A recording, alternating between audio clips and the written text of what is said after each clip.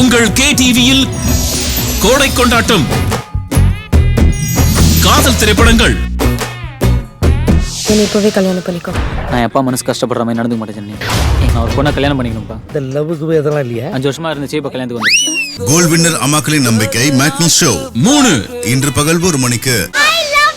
ஒரு பொண்ணை பத்தி ஃபுல் டீடைல்ஸ் வேணும். நம்ம 2 பேரும் பெர்ஃபெக்ட் லவ்வர்ஸ். லவ்வர்ஸா? லவ்னாலே ப்ராப்ளம் தான். நாளை பகல் 1 மணிக்கு எங்கேயும் காதல். என்னோட கவிதைக்கு காரணம் மை ட்ரீம் கா.